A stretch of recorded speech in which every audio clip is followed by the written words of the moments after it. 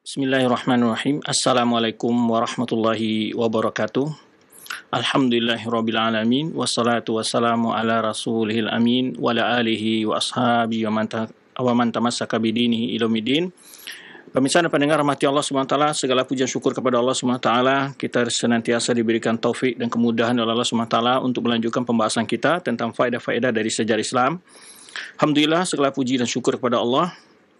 Di awal Jumat Ramadan ini, di awal Ramadan ada Jumat yang pertama ini, kita memohon kepada Allah Subhanahu wa taala di hari yang penuh berkah ini agar senantiasa kita diberikan kekuatan dan semangat oleh Allah Subhanahu wa taala untuk belajar agama yang mulia ini. Karena dengan bertambahnya ilmu kita akan banyak mengetahui berbagai persoalan-persoalan yang berkaitan dengan kehidupan kita, dan kita menjalankannya dan menempuhnya sesuai dengan tuntunan agama kita. Ini yang sangat penting bagi kita, di mana hendaknya setiap langkah kita didasari atas ilmu, dalam beribadah kepada Allah dan berbagai keyakinan hendaknya dilandasi oleh ilmu, dan kita selamat dari berbagai bentuk kesalahpahaman ataupun penyimpangan-penyimpangan yang dilahirkan karena kurangnya ilmu ataupun karena banyaknya hal-hal yang luput dari ilmu kita, menyebabkan kita bertindak, berbuat, atau berfaham sesuatu yang di luar kebenaran.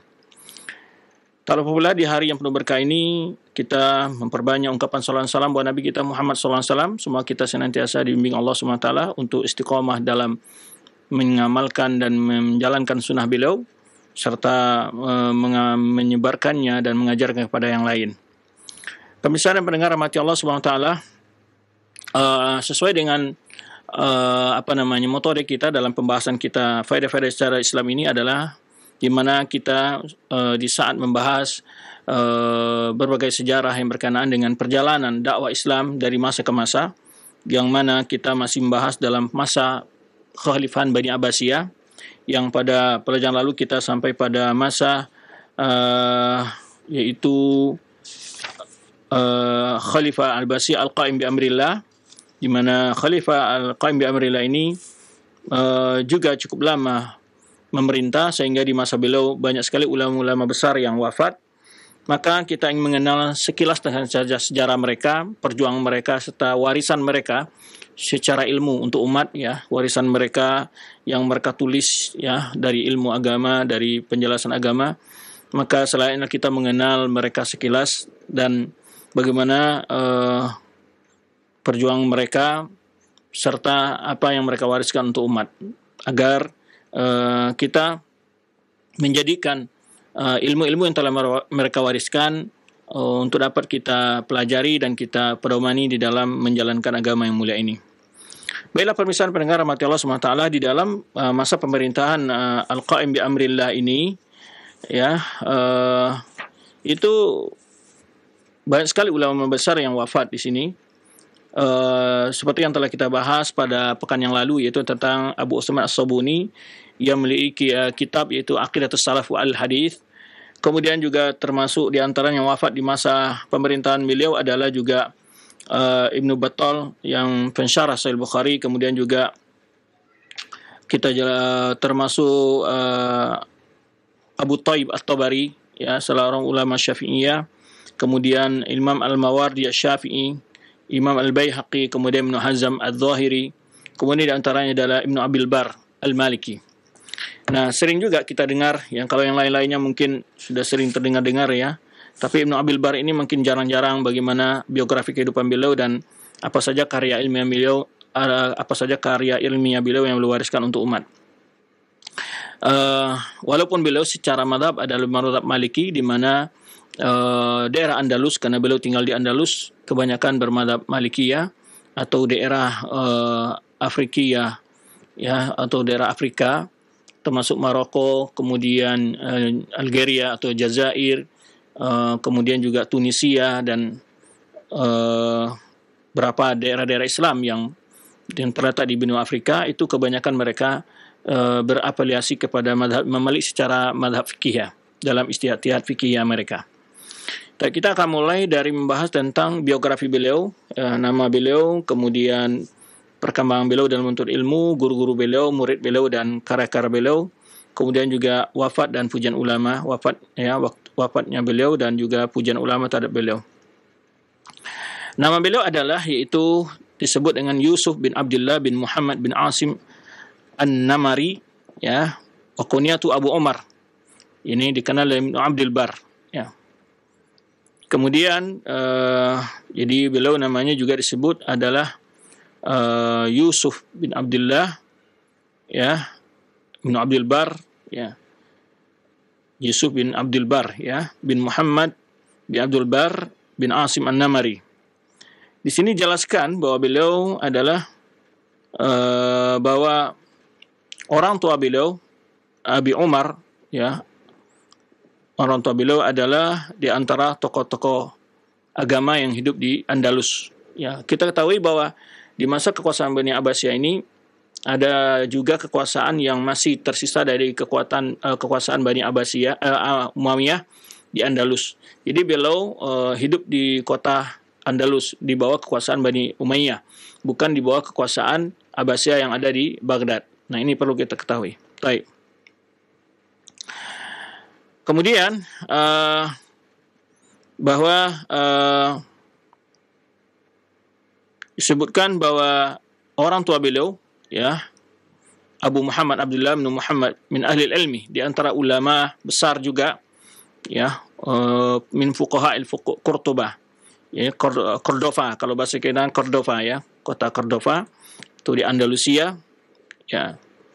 Kemudian sini disebutkan nisbah beliau An-Namari ini adalah bi fath nun wa mim, ya, nisbah kepada An-Namir Ibni Qasid bi fath nun wa kasr mim, ya, Qasid An-Namir, tapi nisbahnya An-Namari, ya. Wa inna ma tuftahu mim fi nisbati khasa. Jadi di nisbahnya kepada An-Namir, tapi di dalam Namari dalam nisbahnya dan tempat penisbahnya adalah Namir bin Qasid. Yaitu satu kabilah yang besar yang masyhur di daerah Andalus atau Cordoba. Baik, Ibnu Abdul Bar lahir di kota Cordova, ya, bahasa kita kota Cordoba atau Cordova, yaitu pada tahun 368 Hijriah. 368 Hijriah, ya, dan kemudian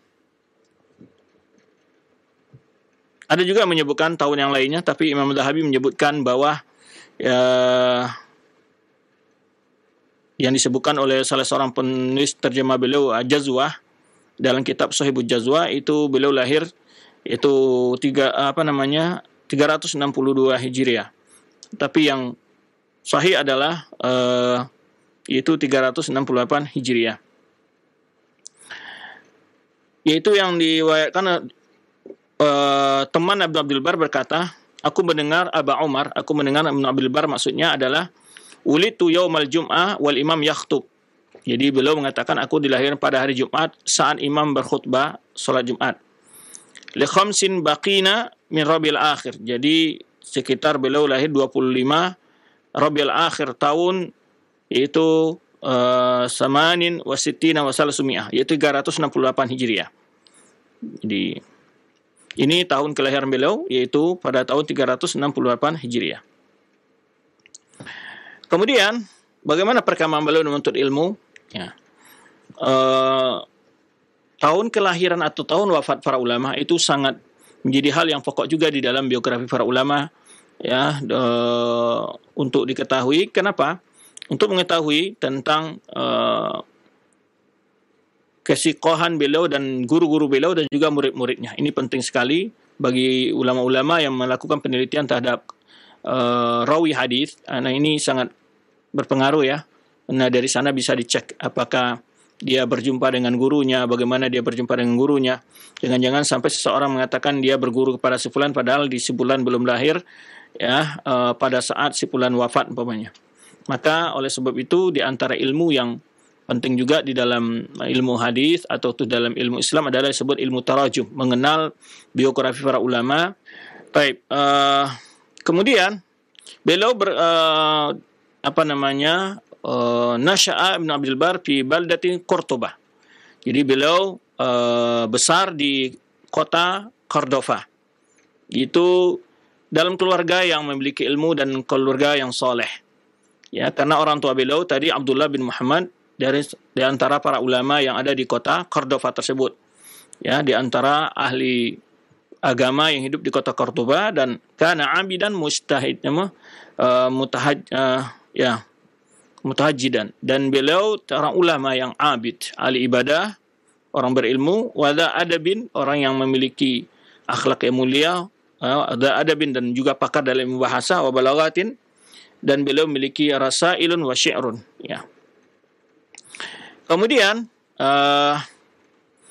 tidak diragukan bahwa pengaruh pendidikan orang tua beliau sangat memberikan bekas ke dalam diri beliau, ya, dalam bimbingannya beliau, ya, dalam menuntut ilmu, ya, sehingga beliau tumbuh dalam keluarga yang baik, kemudian juga dalam perkembangan yang juga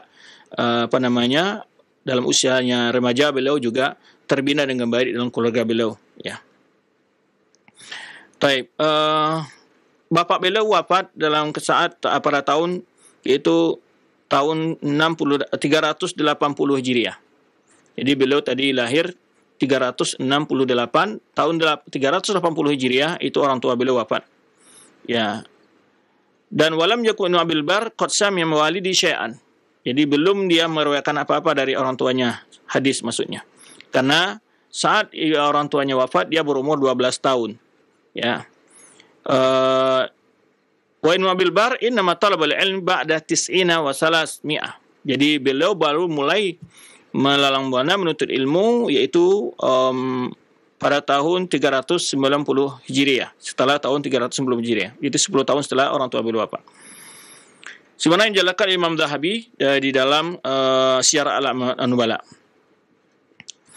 Kemudian waqad kana li wujudi Ibnu Abdul Bar fi Qurtuba faqat fi bidayati hayatihi. Jadi beliau di awal-awal menuntut ilmu di kota Cordova tersebut. Jadi salah satu faedah juga ini di sini kita lihat bagaimana setelah kita melihat berbagai biografi para ulama yang hidup di kota Baghdad atau di bawah kekhilafaan Bani Abbasiyah di daerah Kufa, Basra, sangat tidak terganggu perkembangan ilmu dari sisi terganggunya politik. Karena memang kita ketahui ya suasana politik di masa-masa pemerintahan Abbasiyah pada abad ke-3 dan ke-4 Hijriah atau di awal-awal abad ke-5 Hijriah itu sudah mulai agak goyang dan goncang. Tetapi suatu keistimewaan yaitu lahirnya ulama-ulama besar yang mereka tidak terpengaruh dengan kondisi tidak begitu terpengaruh dengan kondisi politik saat itu. Baik. Jadi beliau takwin ilmiah atau pembentukan beliau dalam memiliki ilmu itu yaitu dimulai dari belajar para ulama-ulama besar yang ada di kota Cordova tersebut. Ya, kota Cordova. Di mana tadi kita sebutkan bahwa kota Cordova adalah ibu kota kekhalifahan saat itu di Andalus, ya, yang ada di Andalus. Di sanalah letak ibu kota kekhalifahan, ya, istananya raja, ya. Kemudian juga Andalus menjadi kota ilmu dan hadarah. Kita ketahui sangat masyhur di dalam sejarah dunia maupun di sejarah Islam, ya. Kota Andalus adalah merupakan kota yang sangat maju dari segi perkembangan ilmu. Sehingga sangat terkenal sekali berbagai ulama-ulama yang lahir di masa kekuasaan Bani Abbasiyah kekuasaan Bani Umayyah yang ada di Andalus. Terkenal sekali bagaimana perkembangan Islam di sana, dan di sana ada universitas yang di mana berbagai negara yang ada di Eropa mengirimkan mahasiswa-mahasiswa mereka untuk belajar di Andalus. Ini kalau kita baca sejarah kehidupan perkembangan ilmu di kota Andalus di masa Islam itu luar biasa. Bahkan Barat menjadi berkembang adalah karena mereka menyekolahkan ya putra-putra mereka ke Andalus, kemudian mereka pulang dan memiliki berbagai ilmu, dan ilmu yang berkembang di Andalus tidak semata-mata ilmu agama saja, tapi juga berbagai ilmu lainnya, ilmu kesehatan, ilmu biologi, fisika, dan berbagai ilmu-ilmu eksakta yang lainnya itu berkembang di Andalus. Sehingga terkenal sekali ya Universitas Andalus yang saat itu sangat populer gitu ya di kalangan dunia saat itu, sehingga tidak sedikit negara-negara Eropa mengirim putra-putri mereka untuk belajar ke Andalus. Kemudian setelah itu barulah Eropa mengenal berbagai perkembangan ilmu, dan di situ disebut dengan kebangkitan Eropa, tidak terlepas dari pengaruh dari perkembangan atau hasil pengaruh daripada kota Andalus atau negeri Andalus saat itu. Baik. Kemudian di Andalus itu hidup berbagai ulama-ulama yang pakar ilmu hadis, ilmu tafsir, ya, berbagai ulama besar, ya, di antara sebagai Abu Umar At-Talamanki, kemudian yang juga sebagai guru daripada Abu Umar atau Ibnu Abdul Bar, ya. Wa kana mustaqar sunnah wal jamaah, dan juga kota Andalus adalah pusat, yaitu perkembangan dakwah Ahlussunnah wal Jamaah, ya. Di sana nazalaha jumlatun minat tabi'in wa tabi'it tabi'in. Di sana tinggal banyak di kota Andalus itu juga, yaitu para ulama-ulama di kalangan tabi'in dan atba' tabi'in. Jadi di kota Andalus itu hidup para tabi'in dan juga atba' tabi'in. Wa asbat hadara Islamiyah fil Maghrib, dan menjadilah Andalus atau Cordoba menjadi pusat budaya Islam di daerah Maghrib, ya. Daerah Maghrib itu kalau istilah bagian barat, ya. Ya, saat itu, ya. Maka bagi anak-anak muda Islam, ya, yang mencoba membaca sejarah Andalus, di sana akan terlihat oleh dia bahwa atau kita akan melihat bahwa betapa Islam telah banyak memberikan sumbangan kepada kemajuan Barat sebenarnya. Bahkan tidak sedikit buku-buku yang ada di Andalus yang mereka terjemahkan ke dalam bahasa Latin dan juga bahasa Yunani, dan juga bahasa-bahasa yang pakai di negeri-negeri Eropa saat itu. Taib. Sehingga mereka mengistilahkan para ulama-ulama itu dengan seperti Apenrus, Ibnu Rus, Avicenna, Ibnu Sina, dan berbagai ulama-ulama lain yang pada itu pakar dalam ilmu-ilmu sosial dan juga ilmu-ilmu ilmu fisika dan biologi dan ilmu-ilmu lainnya. Wa kana an-nasu yashudduna ar-rihal ilaiha li riwayatil hadits. Jadi samping juga ilmu-ilmu dunia, ilmu agama juga luar biasa, sehingga tidak sedikit manusia yang melakukan kunjungan untuk menuntut ilmu hadis di sana, ya. Kemudian dirasatul adab wal fikih, dan juga belajar masalah adab. Jadi adab ini ilmu sastra Arabnya, ya, ilmu sastra Arab dan juga ilmu fikih. Wa mukhtalifil ulum, dan ilmu lain-lainnya. Yani waqad imtaza Andalusiyuna jami'an wa bi sifatin akhas ahlu Cordoba. Jadi sangat berbeda kondisi masyarakat di Andalus, secara khusus kota Cordoba, ya, bil hirsi ala talabil ilmi, kesungguhan mereka dalam menuntut ilmu. Ada satu hal yang perlu diperhatikan oleh kita semua, baik sebagai rakyat maupun pemerintah, bahwa titik awal kemajuan sebuah bangsa, ya, terbentuknya budaya yang mempengaruhi dunia, itu dimulai dari titik ilmu. Di saat ilmu itu berkembang di sebuah negara, maka negara itu akan menjadi pusat perhatian dan menjadi pusat kemajuan. Ini yang perlu. Maka oleh sebab itu hendaknya suatu hal yang harus diperhatikan oleh para pengambil kebijakan, ya, di negara ini adalah masalah perkembangan ilmu. Jadi maksud di sini perkembangan ilmu yang secara luas, ya, baik dari menyediakan laboratorium, tersedianya badan-badan penelitian, ya, alat-alat pendukung penelitian. Maka jika ilmu ini berkembang, maka negara itu di situ akan bangkit. Jadi banyak orang berpendapat bahwa ada satu metode di masa sekarang, orang melihat bahwa kemajuan negara itu bersumber dari ekonomi. Ya, mereka lebih mengatakan bahwa negara ini akan sejahtera adalah dengan meningkatkan ekonomi. Ya, mungkin saja salah satu pandang itu ada sisi benarnya, tetapi sebetulnya kalau kita lihat sejarah dunia maupun sejarah Islam, kita melihat bahwa titik awal kemajuan sebuah bangsa dan negara itu adalah dari ilmunya, dari ilmu, jadi kemajuan pendidikannya. Jadi maka kita lihat juga setiap negara yang maju pendidikannya, negara yang akan maju. Ya, kita ambil bicara kalau kita bandingkan negara kita dengan Malaysia hari ini dari segi penelitian-penelitian secara dunia perguruan tinggi juga kita bolehkan di bawah mereka lah, ya. Walaupun sebelumnya di tahun 70-an atau 60-an kita boleh dikatakan sebagai negara yang majulah di Asia Tenggara. Tapi hari ini kenapa? Adalah karena memang kita lihat lembaga pendidikan kita ya itu mengalami kegoncang terus. Setiap berganti menteri, berganti metode, diacak terus, sehingga kebijakan-kebijakan ini tidak membuat kemajuan dalam aturan pendidikan kita. Setiap ada menteri baru, setiap ada kebijakan baru, aturan baru, sehingga diacak terus. Jadi kurikulum berubah terus. Kadang-kadang lebih fokus katanya untuk masalah keterampilan, meninggalkan materi-materi yang lain. Nah, kadang-kadang di tingkat SD sudah diajarkan yang ilmu-ilmu yang sifatnya untuk mengarahkan biar mereka orang-orang yang siap bekerja di perusahaan dan membuka lapangan kerja. Tapi kita lupa bahwa di dalam taraf pendidikan anak ada ilmu-ilmu yang harus dasar yang mereka miliki. Maka tidak cukup memberikan ilmu keahlian semata. Tapi yang lebih penting lagi adalah ilmu dalam bentuk pembentukan karakter. Nah, ini yang mungkin harus diperhatikan lebih seksama oleh kita para pemerhati pendidikan.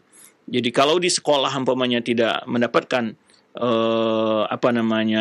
perhatian yang lebih serius tentang masalah perhatian akhlak dan moral ini, maka mestinya di dalam keluarga juga lebih besar harus diperhatikan.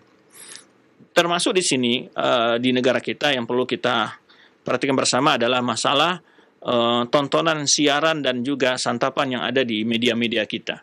Media-media kita lebih banyak menampilkan kehidupan yang glamor, hiburan-hiburan yang tidak mendidik. Nah, ini juga perlu perhatikan sebetulnya. Jadi pendidikan itu tidak hanya di dunia formal, ya, tidak hanya sebatas di dunia formal saja, lembaga formal saja, tetapi sebetulnya di masyarakat itu pendidikan itu harus tampak sebetulnya. Jadi ada pendidikan pengalaman yang harus di masyarakat terlihat. Jadi baik di dalam acara-acara yang ditampilkan oleh media-media, mestinya juga harus ada pendidikan-pendidikan yang karakter di situ. Bukan sekedar isinya adalah hiburan belaka yang tidak memberikan tauladan yang terbaik. Sehingga yang ada sekarang ketika pendidikan di media-media yang banyak, karena remaja dan generasi muda kita lebih banyak fokus ke media, mereka yang ada dalam pikiran mereka adalah bagaimana melihat contoh teladan yang mereka lihat dari berbagai sinetron, film yang mereka tonton adalah kehidupan yang mewah, yang glamor, dan jauh dari kehidupan kesederhanaan. Padahal sebetulnya di antara karakter yang harus dibentuk itu adalah kehidupan kesederhanaan di dalam masyarakat kita. Sehingga jauh mereka dari sikap tamak, sikap untuk berlebih-lebihan dalam kehidupan. Ya. Nah, sehari ini baik para yang dalam tanda kutip dari berbagai hiburan-hiburan yang ada, panutan-panutan dari yang mereka lihat, itu adalah orang-orang yang berpura-pura dengan berpoya-poya dengan harta dan segala macam. Nah, otak seperti ini akan memotivasi banyak orang untuk mencari harta sebanyak-banyaknya, tapi dengan cara-cara yang mungkin tidak dihalalkan. Nah, ini yang membuat kadang-kadang kita lihat mental-mental sebagian daripada orang-orang terlibat perbuatan pidana korupsi dan segala macamnya, bukan mereka kekurangan harta, tapi adalah yang membuat mereka buat itu adalah keinginan untuk berpoya-poya, keinginan untuk berpoya-poya. Bukan mereka tidak cukup gaji yang mereka terima, tapi adalah masalahnya adalah dari mental mereka. Ya, bahkan di dalam kondisi pandemi pun mereka mengambilkan kesempatan untuk berbuat pidana korupsi tersebut. Ini sebetulnya mental yang parah. Jadi rusaknya sebuah negara bukan karena kurangnya ahli ilmu yang sifatnya teknokratnya dan semacamnya, tetapi yang masalah adalah mental daripada orang-orang yang memiliki peranan di dalam berbagai kepentingan masyarakat itu. Jadi kalau kita lihat di dunia kesehatan, kalau seandainya yang menjadi bisnis sekarang ada rumah sakit yang begitu sangat mementingkan masalah bisnis, sehingga banyak masyarakat yang kadang-kadang mereka tidak mampu menjangkau untuk biaya pengobatan, dan bahkan tidak asing di telinga kita kadang-kadang ada orang yang tidak mampu untuk membiayai kelahiran, dia melahirkan di jalan dan diusir dari rumah sakit segala macam. Ini sebetulnya ada kemanusiaan bicara di sini. Nah, inilah bahwa tingkat kemajuan ilmu akan mempengaruhi daripada kemajuan sebuah bangsa. Jadi akan selamat dari khurafat, akan selamat dari takhayul, akan selamat daripada sifat-sifat yang itu membodohi masyarakat. Tapi kadang-kadang kita dapati dari masyarakat kita yang sudah level tingkatnya bukan orang biasa, tapi juga masih senang takhayul, masih senang kedukun, masih senang untuk paranormal dan segala macam. Nah ini anehnya, kenapa masih senang ke situ gitu? Padahal dia mungkin udah doktor, ya, ada juga profesor, dan juga masih senang mempercayai hal-hal seperti ini. Jadi ini suka keanehan gitu. Kenapa? Karena memang kita lebih mementingkan ilmu yang sifatnya mendidik manusia dalam bentuk keahlian saja, tapi lupa mendidik manusia menjadi manusia yang seutuhnya, ya, manusia yang seutuhnya. Maka kalau pendidikan hanya mementingkan masalah keterampilan, maka tentu tidak ada bedanya lembaga pendidikan dengan para pelatih-pelatih sirkus yang bisa melatih binatang untuk berbagai keahlian, ya. Jadi apa bedanya guru-guru, ya, para pendidik dengan pelatih sirkus yang bisa juga mendidik binatang untuk memiliki keahlian-keahlian? Tapi beda sebetulnya, pendidikan itu bukan sekedar keahlian, tapi adalah membentuk manusia yang beriman, yang bertakwa, yang memiliki perasaan, ya, dan seterusnya. Baik, maka kalau kita lihat, ya, ketika bangkitnya ilmu di Baghdad, Baghdad menjadi pusat budaya dunia. Kemudian ketika bangkitnya ilmu di Andalus, ya, Andalus menjadi pusat perhatian dunia dan menjadi pusat pendidikan, dan sehingga ketika itu dengan sendirinya pun bisnis pun naik, tentu pasti, ya, karena orang akan berdatangan untuk menuntut ilmu di situ, kemudian juga akan membutuhkan berbagai pelayanan kebutuhan seharian, pasti dengan sendirinya ekonomi akan naik. Di samping itu pakar-pakar yang ada itu memiliki wawasan dan keimanan yang cukup juga ketika mereka memiliki peranan di tengah masyarakat, tidak sebatas keahlian mereka miliki, tapi mereka juga memiliki dalam bentuk emosional, religi mereka, keagamaan mereka juga bagus. Nah ini yang perlu kita bentuk di tengah masyarakat kita. Intinya pesannya adalah bahwa pondasi kemajuan sebuah bangsa tidak sebatas ekonomi. Bahkan sebetulnya ekonomi itu lebih diarahkan kepada untuk kemajuan pendidikan. Itu yang perlu kita perhatikan. Jadi bila di sini dijelaskan di mana Andalus, kota Cordova itu menjadi pusat pendidikan. Dan juga terkenal sekali anak-anak Andalus adalah orang-orang yang sangat sungguh-sungguh dalam menuntut ilmu, ya. Watafani fi itina'i kutub. Nah, ini juga yaitu sangat antusias dalam memiliki referensi ilmiah, yaitu ilmu kitab-kitab, buku-buku. Mereka sangat suka membaca, sangat suka memiliki buku-buku. Nah, ini satu hal yang perlu kita perhatikan.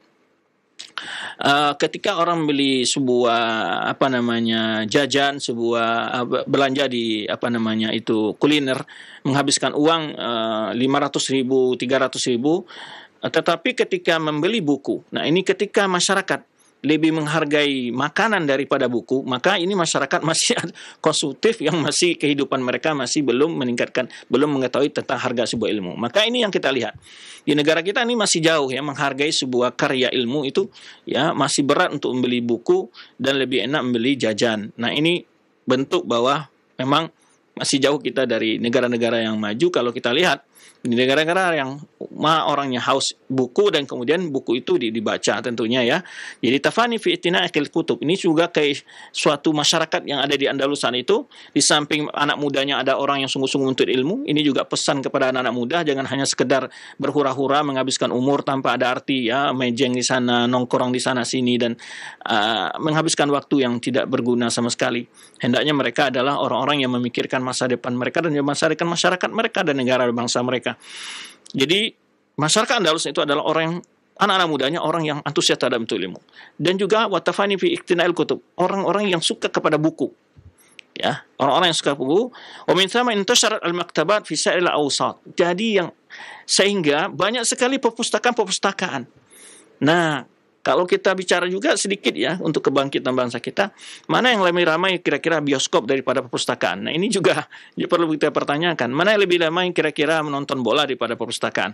Ini motivasi ini hendaknya harus dihidupkan. bagaimana ilmu itu hidup di negara kita ini, dan sehingga mereka tidak lagi menjadi bisa dibohongi oleh tokoh-tokoh yang biasa memberikan statement-statement yang tidak tepat dengan sesuai fakta ilmiah, ya kan? Nah, ini yang masalah. Kenapa masih banyak menyebar hoax, menyebar kebohongan, menyebar fitnah, adu domba semacam? Karena masyarakat kita adalah orang yang mudah menerima informasi tanpa cross check. Nah, kalau dia punya ilmu, dia dapat mengolah, dia dapat memfilter berita-berita yang ada, omongan siapapun yang mengatakan. Jadi mereka tidak fanatik lagi kepada personal tertentu, ya, sehingga dia punya ilmu dia.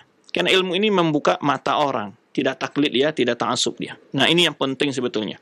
Jadi di antara sifat-sifat masyarakat Andalus di masanya Ibnu Abdul Bar ini adalah orang yang antusias memiliki buku. Ini juga perlu bagi kita sentilan sebetulnya, bagi kita semua sebetulnya.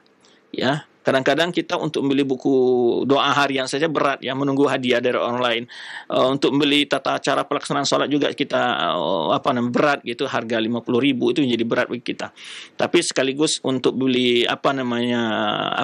kuliner sekali 50.000 dan tidak mikir untuk gaya dan model, kita tidak mikir. Tetapi untuk ilmu yang isinya mempenahi otak kita itu sangat berat. Nah, ini perlu semua menjadi peringatan bagi kita ini. Jadi sebetulnya, maka kita lihat, jadi ketika kita membaca sebuah sejarah, bagaimana kemajuan itu naik, nah itu bukan sekedar kita baca, tapi kita mengambil pelajaran di situ.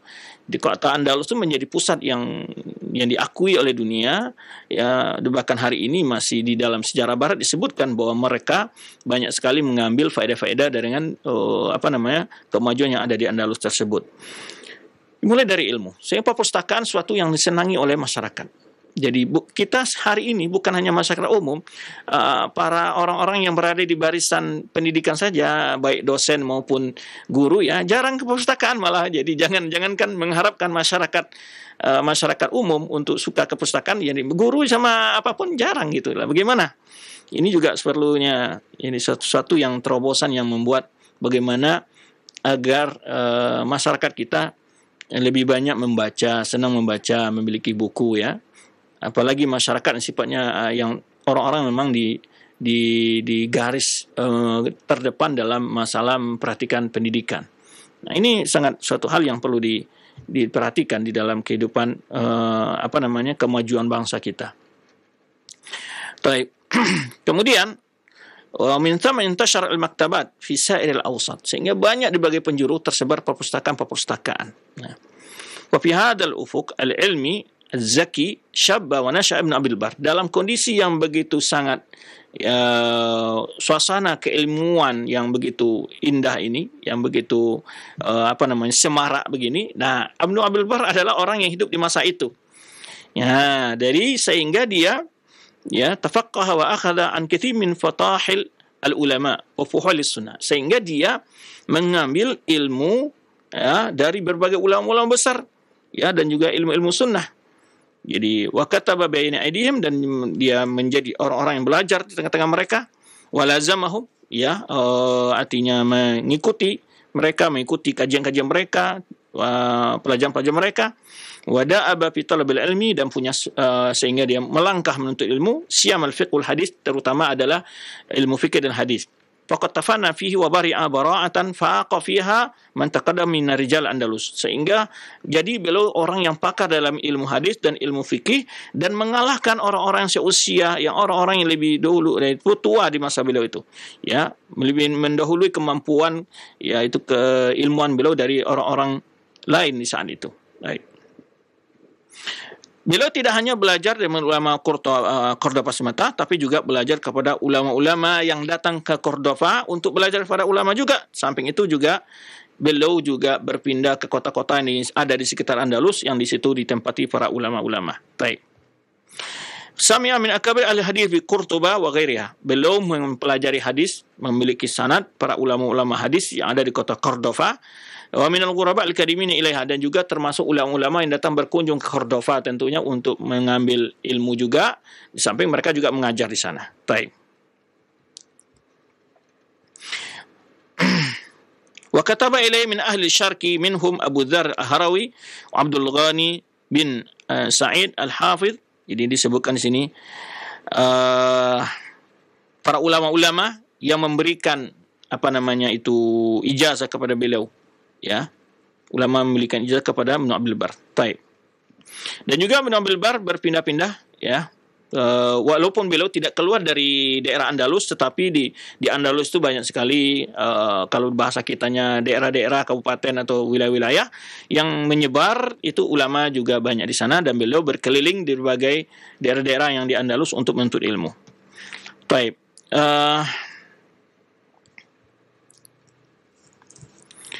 Dan juga disebutkan di mana rihlah beliau ini yang terjadi di sekitar daerah Andalus itu adalah gharibah wa syarqiyah itrariyah. Jadi ada, karena kondisi politik kadang-kadang membuat beliau harus berpindah-pindah. Ya, maka beliau tidak menetap dalam satu tempat saja. Ya. Karena juga di Andalus terjadi kadang-kadang perebutan kekuasaan, ya, terutama di kota Cordova. Ya, ketika terjadi gejolak-gejolak suasana politik yang gaduh, maka beliau keluar dari kota Cordova dan mencari tempat-tempat lain untuk menuntut ilmu dan juga untuk berdakwah. Baik. Itu sedikit, ya, kasratu ulumihi, dan beliau adalah ulama-ulama yang di antara ulama yang begitu dalam ilmunya, yang begitu tinggi ilmunya. Di sini sebutkan di mana beliau baraza rahimahullah fi funun syatta. Beliau memiliki keahlian dalam berbagai bidang ilmu. Faqih, hafiz, ahli fikih, hafiz, juga hafiz, orang yang ahli dalam hadis menghafalnya. Muqsir alim bil qiraat, juga ahli dalam ilmu Al-Qur'an, ya. Kemudian wa bi khilafil fiqh, dan juga berbagai pendapat para ulama dalam masalah hukum-hukum fikih. Wa bi ulumil hadis war rijal, juga ahli dalam ilmu hadis dan ilmu rijal, ya. Kemudian juga beliau katsirus syuyukh, dan juga banyaknya guru-guru beliau. Bahkan disebutkan guru beliau sampai sekitar 100 orang, ya. Baik.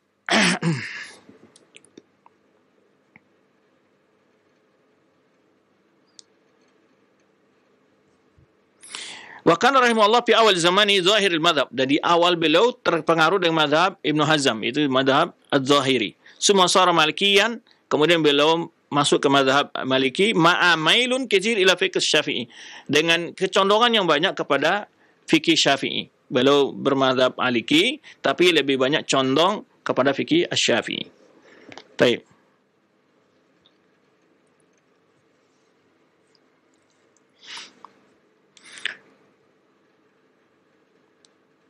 Kemudian juga disebutkan bahwa beliau jauh dari orang-orang yang taklid muqallid, ya. Walakin ragma annahu malikil madhab illa annahu ghairu muqallid bal huwa yadhum at-taqlid kama ya'ti dzikru insyaallah.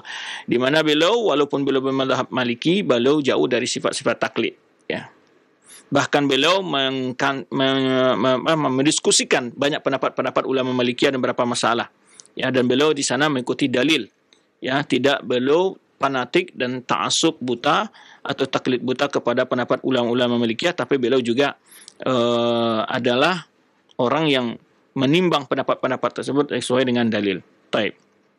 Kemudian beliau juga pernah menjadi qadhi, ya, berapa lama di Andalus. Kemudian setelah itu guru beliau ini banyak, di antaranya disebutkan di 10 orang di sini, di antaranya adalah Abu Umar Talamangki. Ini adalah seorang ulama yang masyhur, ulama sunnah.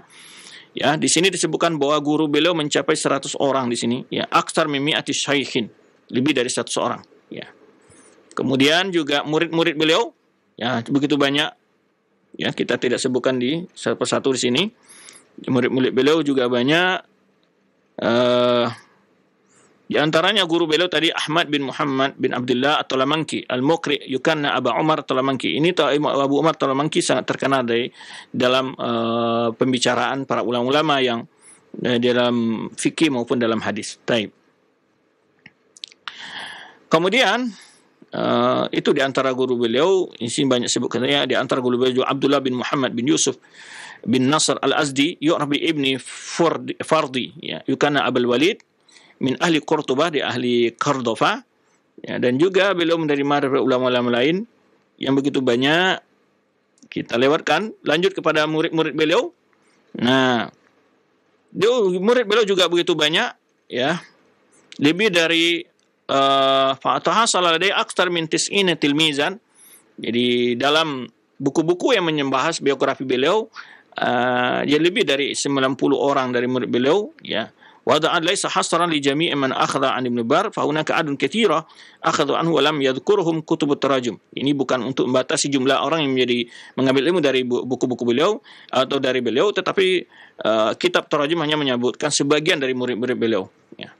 Kemudian di sini disebutkan ada 10 orang dari murid beliau, di antara yang masyhur ada Ahmad bin Muhammad bin Razak al-Umawi min ahli Qurtubah yukana Aba Ja'far. Ini kemudian juga ada lagi Sufyan bin Asi bin Ahmad bin Sufyan al-Asadi yukama Aba Bahr.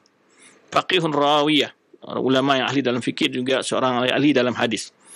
Min jumlatil ulama wa kibar udaba dhabitan li kutubihi. Jadi ini beliau di antara ulama-ulama besar juga. Ini murid-murid beliau menjadi ulama besar. Taib. Berikut kita ingin melihat karangan beliau yang beliau punya karangan yang begitu banyak. Yang begitu banyak, yang terpopuler itu ada 4. Yang terpopuler itu ada 4, yaitu ini kan kita bahas saja. Di sini ada sekitar, disebutkan dalam biografi beliau ada sekitar 39 karangan beliau, 39 judul, ya. Tetapi akan dibahas 4 kitab beliau yang masyhur. Itu Tamhid yang pertama. Tamhid, ya, yu'adu kitab Tamhid min ajal wa 'azami wa akbar kutub Ibnu Abdul Bar. Kitab Tamhid adalah kitab yang paling besar di karangan Ibnu Abdul Bar, di antara kitab yang beliau karang, ya. Kemudian tidak disebutkan nama beliau kecuali disebutkan dalam kitab beliau itu Tamhid, Saibut Tamhid, ya. Ibnu Hazm menyebutkan la a'lamu fil kalam ala fiqhil hadis mislah fa kaifa ahsan minhu. Kata Ibnu Hazm memuji kitab beliau Tamhid ini adalah, saya tidak mengetahui la a'lam fil kalam ala fiqhil hadis, saya tidak mendapatkan penjelasan dalam fikih hadis, ya, sepertinya. Bagaimana lebih baik daripada itu? Kata Ibnu Hazm. Ibnu Hazm Al-Zahiri yang juga wafat dalam masa kerajaan, di masa kekuasaan Al-Qaim bi amrillah. Berkata pula Abu Ali Al-Ghassani, kitab Tamhid lima fil wata' min ma'ani wa asanid rattabahu ala asma'i syuyukh Malik ala hufril mu'jam. Di mana kitab Tamhid ini yaitu membahas tentang hal yang berkaitan dengan hadis, itu dalam kitab Tamhid ini yang beliau susun menurut guru-guru Imam Malik, ya. Wa kitab lam yataqaddamu ahadun ila mislih. Kitab yang belum pernah seorang pun yang mampu menyainginya, ya. Dan itu sekitar 70 juz'an, ada sekitar 70 juz, ya, 10 jilid, 70 jilid, ya.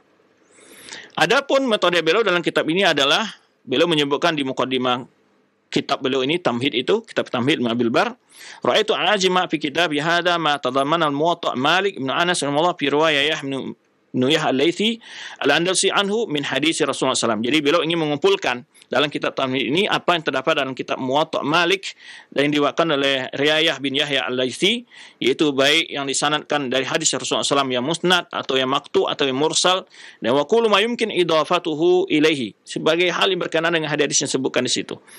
Kemudian ya, beliau sebutkan setelah itu riwayat dari para sahabat, para tabi'in, ya. Dan itu beliau bentuk penyusunan beliau dengan menyebutkan guru-guru dari berdasarkan riwayat dari guru Imam Malik. Baik. Kemudian wa dzakartu min ma'anil athar wa ahkamiha al-maqsuda bi dhahir al-khitab ma'ul alim mithli fuqaha ulul albab. Beliau juga mengomentari makna hadis, mensyarah dan berbagai hukum yang terkandung dalam tersebut. Kemudian ini cukup panjang penjelasannya tentang kitab beliau Tamhid ini. Itu kitab yang sangat besar sekali. Kemudian yang kedua adalah korinnya, temannya, kembar saudara kembar Tamhid itu adalah istidkar. Kalau istidkar itu membahas masalah berbagai hukum fikih yang beliau kaji, ya, dari kitab Muwatta' Malik, tapi ini secara fikih. Kalau di sana secara hadis beliau kaji. Secara hadis beliau kaji hadis yang mendukung tentang sanad-sanad yang diadakan oleh Imam Malik terusnya. Nah, kalau ini lebih pendekatan secara fikih, kalau di sana pendekatan secara ilmu hadis. Nah, istidkar ini adalah itu istidkar fi syarh madzhab ulama il amsar. Jadi istidkar adalah menyerahkan berbagai pendapat mazhab ulama ya kaum muslimin mimma rasah Malik fi Muwatta'i, yang disebutkan oleh Imam Malik dalam kitab Muwatta'nya. Min ra'i wal athar, baik pendapat ulama maupun dalil-dalil asar, artinya Quran dan Sunnah. Juga pendapat para sahabat. Hadal kata wi'adu mukammila li kitab tamhid. Ini seakan-akan adalah menyempurnakan kedudukan kitab tamhid dalam menyarahkan syarah Muwatta' Malik. Li'an Abdul Bar ikhtasar fi kitab tamhid ala kalam ala hadis. Jadi dalam kitab tamhid dia bicara berbagai riwayat-riwayat tentang hadis, baik yang mausulah yang nyambung ke Rasulullah SAW atau mursalah yang tidak nyambung, ya. Wa fi hadzal kitab, dan kitab Istidkar itu beliau menyebutkan asar-asar yang disebutkan dari sahabat tabi'in dan pendapat para ulama, ya tentang berbagai hukum yang diambil dari hadis-hadis yang disebutkan dari Imam Malik dalam kitab Muwatta'nya. Baik. Nah, ini di antara kitab beliau yang kedua. Yang ketiga adalah Al-Isti'ab fi Ma'rifatil Ashab. Nah, ini tentang biografi para sahabat radhiyallahu anhum. Kitab ini adalah unwannya adalah yaitu sebenarnya yang terlihat dari judulnya Al-Isti'ab fi Ma'rifatil Ashab. Itu mengoleksi terjemahan dalam mengenal sahabat Nabi SAW. Baik, di kitab ini beliau memulai tentang keadilan para sahabat dan tentang keutamaan sahabat entah pada Al-Quran dan Sunnah. Kemudian untuk karena kemudian juga menyinggung sekilas tentang sejarah sirah Rasulullah SAW. Kemudian beliau menyebutkan yaitu tarajum sahabah, biografi para sahabat Nabi SAW. Ya, dan beliau menghitung nama yuhsi asma, mencoba ingin menyebutkan segala menulis ya biografi para sahabat-sahabat, ya, dengan mengumpulkan dari apa yang ditulis para ulama sebelum beliau, ya, yaitu sekitar 3.500 sahabat yang ada biografi dalam kitab beliau Al-Isti'ab fi Ma'rifatil Ashab. Al-Isti'ab fi Ma'rifatil Ashab itu di sana ada biografi sekitar 3.500 orang, ya, dari sahabat Nabi SAW. Baik. Dan kitab ini dianggap yaitu masdar raisi, ya, yaitu masdar yang pokok, ya, primer di dalam masalah ini. Litardakumi wa manhaji al-mutamayyiz, karena kitab ini adalah kitab yang mutaqaddim, artinya yang lebih dahulu dikarang para ulama, yang terdahulu dikarang dalam masalah ilmu ini, dan juga memiliki keistimewaan, ya, ma yamhasu riwayat wa yanquduha wa yuhaqqiq katsiran min al-qadaya muta'alliqah bi sahabi tarjamah, dan beliau menyebutkan berbagai peristiwa-peristiwa yang berkenaan dengan sahabat. Tetapi sebagian ulama memberikan catatan karena beliau juga menyebutkan peristiwa-peristiwa perselisihan yang ada di antara sahabat. Maka ulama memberikan catatan tentang hal ini karena di antara akidah Ahlussunnah wal Jamaah adalah meninggalkan bicara tentang hal-hal yang ada perbedaan-perbedaan di antara sahabat dalam bentuk perselisihan.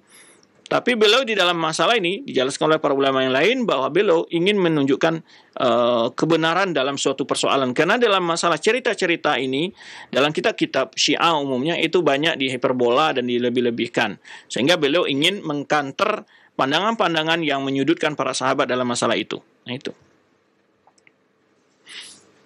Jadi, wala Abdul Bar arada min dzikri li ba'd ma hadatha baina sahabat. Tujuan Abdul Bar menyebutkan berbagai peristiwa yang ada antara sahabat, ya, untuk membantah terhadap ayarda ala mubtadi'a alladziina yastaghiluna ba'd al-mawaqif, yaitu untuk membantah para ahli-ahli bid'ah yang menggunakan kejadian-kejadian itu untuk mengambil kesempatan menjatuhkan kehormatan para sahabat, atau mereka fa'irifuna, atau melencengkan, merubah-rubah, atau yazidu, menambah-nambah, ya, atau membuat tafsiran-tafsiran, ya, yang sesuai dengan keinginan para pelaku ahli bid'ah tersebut. Nah, maka Ibnu Abbas ingin menunjukkan peristiwa yang sebenarnya dalam itu, wa yaqtu' al-sinatal mughridina bi bayan as-shawab fi hadhil mawaqif. Ingin menutup mulut orang-orang yang mengatakan hal-hal yang tidak pantas kepada sahabat dalam persoalan tersebut. Nah, ini di antara bahasan kitab beliau Al-Isti'ab fi Ma'rifatil Ashab. Yang kedua adalah kitab yang juga tak kalah penting juga bagi para penuntut ilmu, ada Jami' Bayan Ilmi wa Fadlih. Jami' Bayan Ilmi, yaitu kitab yang mengumpulkan berbagai hadis-hadis tentang masalah ilmu dan keutamaannya. Ya, wa ma yanbaghi fi riwayatihi wa hamlihi, dan adab-adablah para penuntut ilmu, ya. Kitab ini adalah yu'adu bihaqqi faridan fi babi, merupakan kitab satu-satu dalam pembahasan yang dalam masalah ini.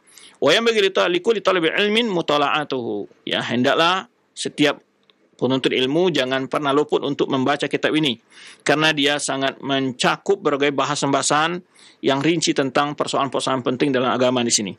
Taib. Wa qala Ibnu fi Anfadlatil Ilmi, dalam kitab ini Ibnu Abdul Bar membahas masalah keutamaan ilmu, ada adab orang berilmu, ada orang menuntut ilmu, ya. Kemudian juga dibahas tentang ini adalah ancam bagi orang menuntut ilmu karena bukan niat karena Allah. Kemudian juga beliau berbicara tentang pentingnya pentingnya hubungan antara amal dan ilmu, dan kemudian juga wa anal ilm la yanbaghi wa la yanfa'u idza lam yushibul amal, bahwa ilmu tidak ada gunanya apabila tidak diikuti oleh amal. Dan juga beliau bicara tentang zuhud pada dunia, ya, dan kemudian juga tentang hukum anil qaul bil ra'yi, pandangan yang tidak berdasarkan pada dalil, wa anil akhdh bil qiyas, dan bagaimana mengambil hukum-hukum dengan cara beranalogikan, warada al mukhalif fi dzalika, karena juga beliau membantah pandangan-pandangan orang menyelisih kebenaran dalam masalah ini. Baik. Dan juga beliau atal kalam anit taqlid wa dhammi, juga panjang lebar beliau membahas masalah hukum taklid, ya. Ini kemudian terakhir dari kitab beliau Jami' Bayan Ilmi wa Fadlihi, ini beliau menutup dengan bil hasi ala luzum sunnah, yaitu mendorong agar orang selalu berpegang teguh dengan sunnah Rasulullah SAW, wa bayan makanatus sunnah minal kitab, dan menunjukkan bagaimana penting kedudukan sunnah dengan Al-Quran, ya, wa inkar ala ahli ahwa, dan juga beliau membantah pandangan-pandangan para ahli bid'ah yang menyelisihi pandangan ulama salaf dalam mengamalkan sunnah. Baik. Ini 4 dari karya beliau yang terkenal, yang populer sekali, ya, yang yaitu pertama ada kitab Tamhid, yang kedua Istidkar, yang ketiga adalah kitab Al-Isti'ab fi Ma'rifatil Ashab, yang keempat adalah kitab Jami' Bayan Ilmi wa Fadlih. Nah, itu di antara karya-karya beliau. Kemudian beliau wafat, ya, Ibnu Abdul Bar ini adalah pada tahun 463 Hijriah. 463 Hijriah, dan beliau lahir 368 Hijriah, yaitu dengan umur 95 tahun. Para ulama-ulama menyebutkan walaupun umur beliau 95 tahun, hafalan beliau dan kecerdasan beliau tidak pernah menurun. Hafalan dan kecerdasan beliau tidak pernah menurun. Tidak istilah pikun, tidak ada pada, ya, belum pikun beliau. Dan walaupun umur beliau adalah 95 tahun. Baik. Ini di antara sejarah Ibnu Abdul Bar yang dapat kita bahas pada kesempatan ini, ya. Dan tidak sedikit ulama memuji beliau. Ini puja-puja ulama kepada beliau, ya, tentang ilmu beliau, kesungguhan beliau dalam menyebarkan ilmu, ya.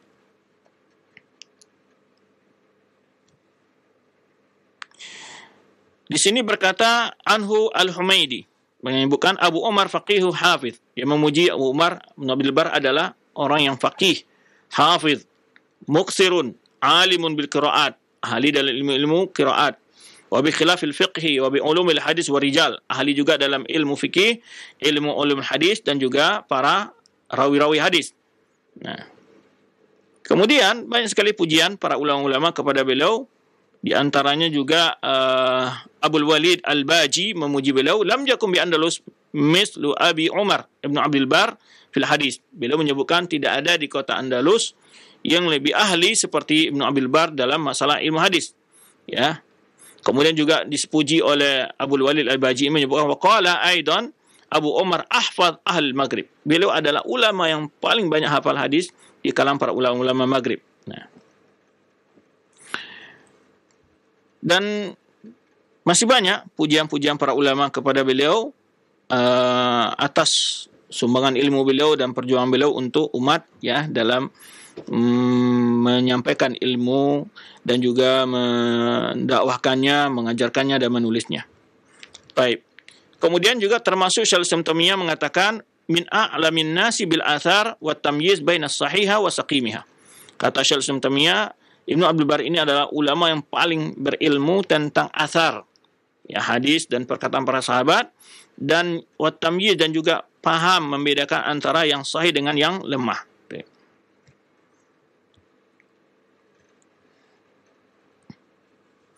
Kemudian juga beliau adalah Imam Sunnah fi zamani. Ya, Ibnu Qayyim menyebutkan bahwa beliau adalah tokoh Ahlussunnah di zamannya.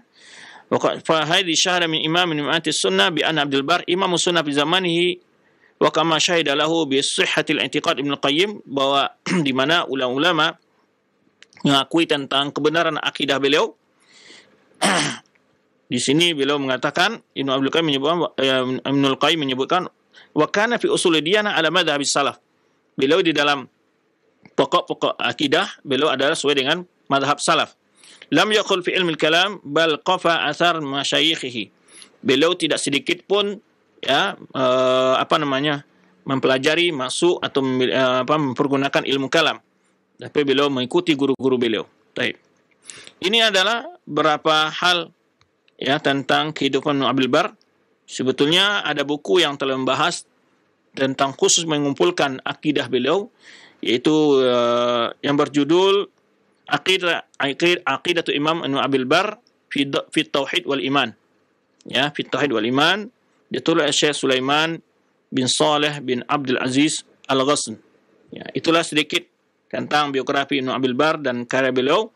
Di antara kitab beliau yang dapat kita jelaskan, semoga para penuntut ilmu dan kaum muslimin dapat diberikan wejangan dan sampaian tentang kitab beliau seperti Jami' Bayan Ilmi Fadlihi. Ini sangat penting untuk dimiliki oleh setiap penuntut ilmu dan juga mungkin bisa disampaikan kepada masyarakat umum tentang isi-isi kitab tersebut secara ringkas. Demikian, wallahu a'lam bishawab. Kita kembali kepada al-akh Madu kita dari studio Cilengsi. Nah, baik, syukran jazakallahu khair, barakallahu fiik kepada Al-Ustaz yang sudah memberikan penjelasan atau pemaparan dari biografi Al-Imam Ibnu Abdul Bar As-Sabuni yang mudah-mudahan menjadi hasanah ilmiah bagi kita, menambah ilmu bagaimana biografi para ulama Ahlussunnah wal Jamaah yang kita tidak kenali menjadi kita mengetahui dan kenal dengan mereka. Baik, untuk selanjutnya kami buka sesi interaktif, sesi soal jawab bagi Anda para pemirsa ataupun pendengar yang ingin bertanya. Silakan Anda bisa mengirimkan pertanyaan di nomor layanan pesan singkat, dan tentunya kami harapkan sekali lagi pertanyaan disesuaikan dengan pembahasan kita di kesempatan pagi hari ini. Baik, yang pertama Ustaz, ada pertanyaan dari hamba Allah yang berada di Bogor. Assalamualaikum warahmatullahi wabarakatuh. Ya Ustaz, setiap menjelaskan mengenai biografi para ulama seringkali disebutkan nasabnya yang cukup panjang. Nah, apakah yang jadi pertanyaan, apakah hikmah dari penyebutan nasab yang cukup panjang tersebut Ustaz? Sedangkan di dalam Islam kita tidak berbangga dengan nasab. Guna ulama menyebutkan nasab ulama itu akan jelas garis keturunannya, kemana dia nyambung keturunannya, untuk mengetahui apakah dia orang yang dari silsilah ulama juga, atau dari keturunan kabilah mana, atau dari daerah mana. Itu tujuannya para ulama untuk mengenal garis keturunan. Oleh sebab itu salah satu ilmu yang istimewa di dalam Islam disebut dengan ilmu nasab. Ini kalau orang Arab tuh sangat peduli sekali dengan ilmu nasab itu. Jadi mereka mengerti garis keturunan mereka, ya, sampai kakak-kakak mereka kabilahnya dari mana, dan itu mereka memiliki ranji keturunan seperti itu. Ya, ini keistimewaan dari orang Arab. Jadi tidak bisa membuat garis keturunan palsu. Ya, mereka tahu sekali. Ya, ada orang menisbahkan diri kepada sebuah kabilah yang bukan di mereka, ini akan terdeteksi di sana. Karena akan ada orang-orang yang kadang-kadang mengaku keturunan ini, keturunan itu. Nah, di dalam bangsa Arab itu sangat mudah dideteksi karena mereka mengetahui ya di mana tinggalnya, kabilah apa yang di situ, siapa saja nama-nama kakek-kakeknya, kemudian anak-anak cucunya, itu bisa mereka ketahui. Nah, ini keistimewaan dari orang Arab itu, dan ihtimam dengan ilmu ansab namanya. Jadi sangat penting hal itu untuk mendeteksi karib kerabat mereka, ya, tentu berhubungan juga dan nanti garis keturunan mereka dari mana, ya. Apakah dia keturunan Arab atau keturunan Ajam, apakah dari Persia, apakah keturunan dari Romawi ataupun dari berbagai bangsa-bangsa lain. Dan tujuannya bukan untuk berbangga, tetapi adalah untuk mengenal garis keturunan dan supaya tidak ada orang menisbahkan diri kepada suatu kaum yang mereka bukan dari kaum tersebut. Ini diantisipasi seperti itu. Jadi Ibnu Abdul Bar ini juga para ulama lain membuat garis keturunan itu supaya mereka mengetahui siapa saja kakek-kakeknya dan mereka tahu bahwa keturunan mereka itu sudah asli dan tidak palsu dan tidak menyandarkan sesuatu kepada kaum yang bukan dari kabilah mereka. Itu barangkali di antara hikmah para ulama menyebutkan garis keturunan tersebut. Ya, sebenarnya Rasulullah SAW disebutkan garis keturunan beliau, ya, mulai dari Abdullah bin Abdul Muttalib bin Hashim bin Abdul Manaf, ya, bin Qusay bin Lu'ay dan terus bin Fihir ila Adnan, ya, kemudian nanti Fihir ke Quraisy, kemudian sebenarnya saudara Rasulullah SAW sebutkan innallaha astafa Kinana min bani Ismail wastafa Quraisyan min Kinana wastafa bani Hashim min Quraisy wastafani bani Hashim. Ini beliau ada garis-garis keturunan beliau. Garis keturunan itu sangat penting untuk mengetahui jejak keturunan mereka dan tidak bisa dipalsukan. Itu maksudnya. Wallahu a'lam bishawab. Ya, nah baik. Syukran jazakallahu khair atas jawaban Ustaz. Demikian untuk yang bertanya. Dan selanjutnya ada pertanyaan kembali Ustaz. Telah dijelaskan bagaimana begitu luar biasanya biografi-biografi para ulama yang Ustaz jelaskan dari sisi hafalan dan semangat menuntut ilmunya. Yang jadi pertanyaan, bagaimana mereka dididik ketika masa kecilnya Ustaz? Tentunya bukan hanya dari sisi pengaruh ketakwaan orang tuanya saja. Pastinya ada hal-hal lain yang sehingga mereka itu menjadi orang-orang yang luar biasa. Mungkin bisa dijelaskan Ustaz, bagaimana mereka pada keumuman di masa kecilnya yang mungkin mudah-mudahan Allah Subhanahu wa taala yang menghadirkan di negeri ini ulama sekaliber mereka. Yang sangat mempengaruhi tak lebih daripada budaya masyarakat juga, ya, lingkungan sebetulnya. Dan ini kita rasakan. Kita rasakan kalau di sebuah daerah budaya masyarakat itu adalah senang kepada agama, belajar agama, ya, termasuk kami sendiri, ya. Sebetulnya kami itu hidup di desa. Tapi rata-rata anak-anak yang dari desa ini belajarnya itu ke daerah lain. Ada pondok kalau di Sumatera Barat itu di Priaman, kalau saya di Sijunjung. Ini desa yang terpencil ini, desa yang terpencil, tetapi belajarnya jauh keluar. Karena memang pendahulu-pendahulu yang tinggal di desa ini sudah dahulu pernah belajar ke sana.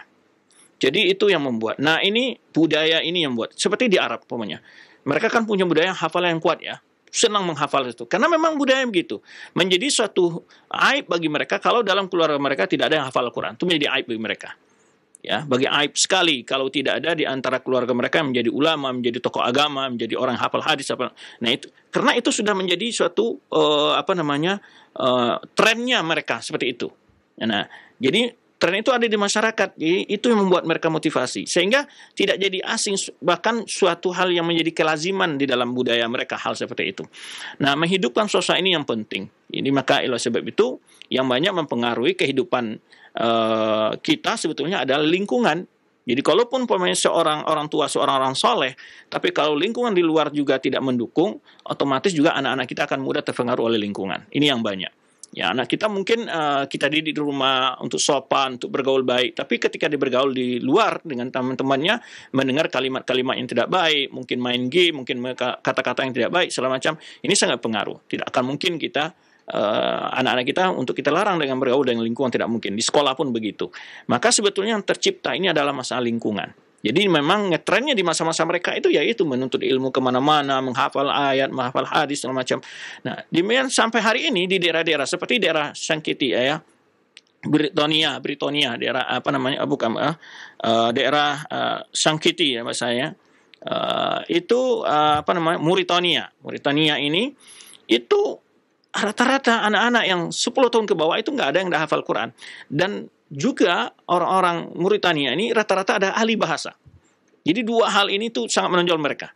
Sangat menonjol, menghafal mutun-mutun ilmiah, Alfiyah Ibnu Malik, itu sudah hal yang biasa bagi mereka gitu masalahnya. Nah, ini karena sudah terbentuk itu dari kebudayaan suasana masyarakatnya. Ini yang sangat mempengaruhi sebetulnya.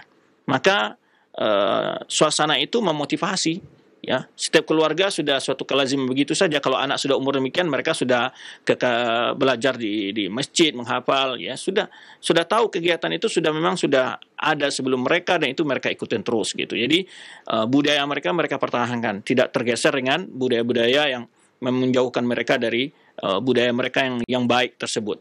Makanya kalau kita pergi daerah Mauritania itu atau Sangkiti itu mereka hidupnya sederhana sekali, ya sangat bagaimana gitu ya.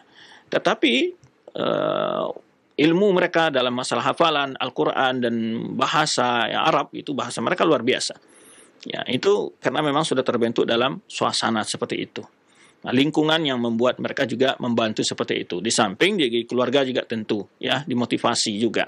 Jadi di kedukungan inilah mendukung kedua sisi ini. Ada keluarga dan juga lingkungan sudah menjadi suatu hal yang familiar di masyarakat seperti itu.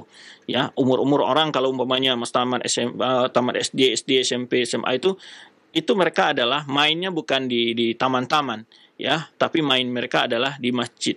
Jadi kalau kita waktu masih belajar di sana itu sudah anak kita masih sudah umur 5 tahun itu udah diantar ke diantar ke tahfiz atau tempat menghafal Al-Quran. Itu udah begitu aja biasa saja tinggalan. Itu sudah begitu udah merupakan suatu budaya bagi masyarakat dan kita ikut dengan kondisi seperti itu. Jadi itu yang membentuk sangat penting sebetulnya. Nah, sementara kalau di sebagian daerah kita melihat ya yang budayanya anak habis pulang sekolah keluyuran kemana-mana ya dan tidak teratur waktunya. Nah ini yang betul perlu kita benahi sebetulnya, membentuk lingkungan yang baik ini kewajiban kita bersama, menyelamatkan generasi kita dari pengaruh-pengaruh yang akan merusak mental mereka dan karakter mereka. Dan juga apalagi akidah mereka. Demikian, wallahu a'lam bishawab. Syukran jazakallahu khair atas jawaban Ustaz. Demikian, dan selanjutnya kami ajukan kembali pertanyaan di layanan pesan singkat. Nah, Ustaz, ada pertanyaan. Ada ulama-ulama yang luar biasa kealimannya di masanya, namun tidak masyhur, dalam artian tidak banyak dikenal oleh kebanyakan manusia. Apakah mereka pada masanya itu tidak banyak yang mengambil ilmu kepadanya, ataukah mereka yang tidak ulama yang luar biasa tersebut yang tidak masyhur tidak membuat banyak tulisan di masanya sehingga tidak dikenal oleh banyak keumuman manusia, Ustaz? Ya, di antaranya bisa demikian, di antara penyebabnya ya. Sebetulnya umpamanya di antara yang disebutkan para ulama, kenapa 4 mazhab yang masyhur? Abu Hanifah, Imam Malik, Imam Syafi'i, dan Imam Ahmad. Padahal selevel banyak yang lebih berilmu dari mereka berempat. Ya, Sufyan Ats-Tsauri, Sufyan Uyainah, dan banyak sekali ulama-ulama yang luar biasa. Az-Zuhri, ya, kemudian Al-Auza'i, banyak sekali ulama-ulama besar yang luar biasa. Yang membuat ilmu mereka ini tersebar di antara yang disebutkan para ulama adalah murid-murid mereka. Nah, oleh sebab itu salah satu ulama pernah mengatakan ya kehadiran murid di majelis kita itu sebetulnya kemuliaan bagi seorang guru juga. Jadi bagaimana seorang guru juga memuliakan muridnya. Tidak hanya murid yang berkewajiban memuliakan guru, tapi juga seorang guru hendaknya mencintai orang yang mau duduk di majelis dia. Karena dia dengan duduk di situ, ilmunya akan dikembangkan, ilmunya akan dibawa. Nah, jadi di antara yang berjasa kepada ulama-ulama yang 4 mazhab fikih yang 4 ini, walaupun sebetulnya mazhab ulama itu ijtihad ulama banyak sekali ya, mujtahidin di antara Imam Tabari termasuk ulama yang mujtahid mutlak. Mereka juga sampai pada mujtahid mutlak itu mereka banyak ulama. Cuman yang mempopulerkan ilmu mereka, yang menulis ilmu mereka itu tidak menyebarkannya. Nah, ini jadi Imam Abu Hanifah dia punya murid-murid yang mempopulerkan ilmu gurunya. Imam Malik mempopulerkan juga murid-muridnya mempopulerkan ilmunya. Kemudian juga Imam Syafi'i, demikian pula Imam Ahmad. Itu di antara yang anak temui dijelaskan para ulama kenapa yang masyhur itu 4 mazhab ini. Padahal banyak ulama yang jauh lebih berilmu dari mereka dan tidak menjadi suatu mazhab. Di antara disebutkan adalah pertama mungkin karya mereka, ya tulisan mereka yang dapat diwarisi, kemudian juga murid-murid mereka yang aktif. Ya, murid yang aktif yang menyebarkan ilmu gurunya. Nah, itu di antara yang disebutkan para ulama. Ya, padahal sebetulnya memang banyak sekali ulama-ulama. Ya, kendalanya kadang-kadang mungkin mereka tidak menulis ilmunya, tetapi ilmunya itu ditulis oleh ulama lain. Ulama lain belajar kepada dia, ditulis oleh ulama lain. Ya, seperti dalam kitab-kitab ulama yang tulis, baik Ibnu Hibban ini kan hadis-hadis ditulis dari guru-gurunya juga. Nah, tapi ditulis oleh orang lain. Walaupun beliau tidak tidak punya karya tersendiri, tapi ilmu beliau tersebar melalui karya-karya orang lain. Itu banyak juga seperti itu. Ya. Jadi penyebabnya memang diantaranya gitu, beliau tidak punya karya yang monumental atau punya, cuman tidak ditemukan. Karena memang dalam peristiwa terjadinya kehancuran kota Baghdad itu luar biasa, di mana perpustakaan Islam yang besar saat itu dibuang semuanya ke dalam sungai Tigris, ya, Efrat dan Tigris. Nah, ini kehilangan khazanah ilmiah yang cukup besar di dalam Islam saat itu. Nah, jadi di antara ulama yang tidak kenal itu bukan mereka tidak menulis, tapi karangan mereka itu hilang, tidak ditemukan. Ya, tidak ditemukan. Tetapi di antara ulama yang tidak menulis juga termasyhur karena ilmunya juga dinukil oleh para ulama lain dan ijtihadnya menjadi perhatian para ulama. Nah, ini di antara penyebab adanya yang ulama yang sangat terkenal, ada ulama yang tidak begitu terkenal padahal juga dia sebagai orang ulama yang besar umpamanya. Itu apa penyebabnya? Imam mereka memang karyanya tidak banyak ataupun karya mereka ada tapi belum ditemukan atau hilang, ya. Kemudian yang ketiga adalah karya mereka itu atau ilmu mereka ditulis oleh orang lain dalam karya mereka dengan cara dan melalui murid-muridnya. Tapi kita sebutkan kenapa banyak ulama yang masyhur dan terkenal, karena ilmunya menjadi rujukan banyak orang, ya, walaupun ilmu yang beliau dapat itu dari guru-guru beliau lagi, tapi itu gurunya tidak terkenal.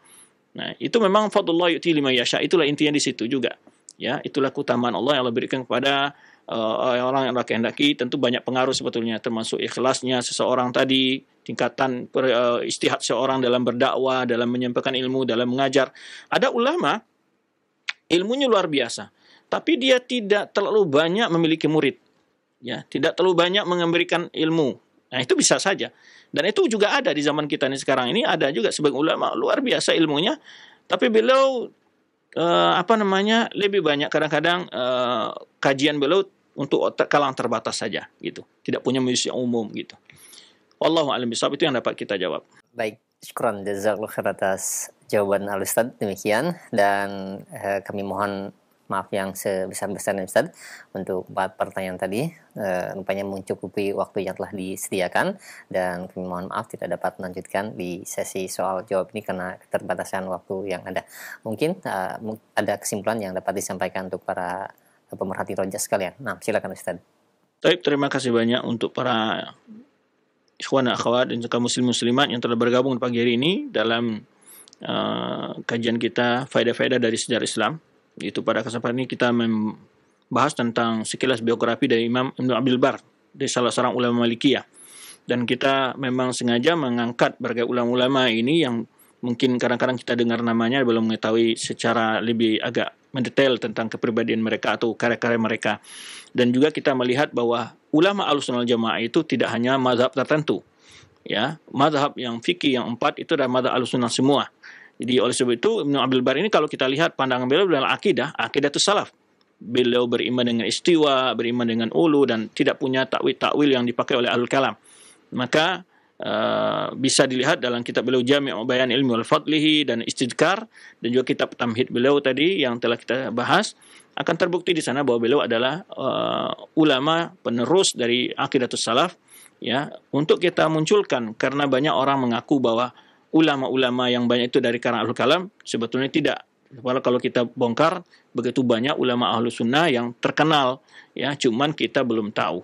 Nah, maka kita ada kesempatan-kesempatan untuk membahas, kita selipkan pembahasan tentang sekilas biografi mereka. Terima kasih banyak atas kebersamaan antum semua. Wallahu a'lam bishawab. Mohon maaf jika ada kekurangan dalam penyampaian materi ini. Subhanakallahumma bihamdika asyhadu an la ilaha illa anta astaghfiruka wa atubu ilaik. Wassalamualaikum warahmatullahi wabarakatuh.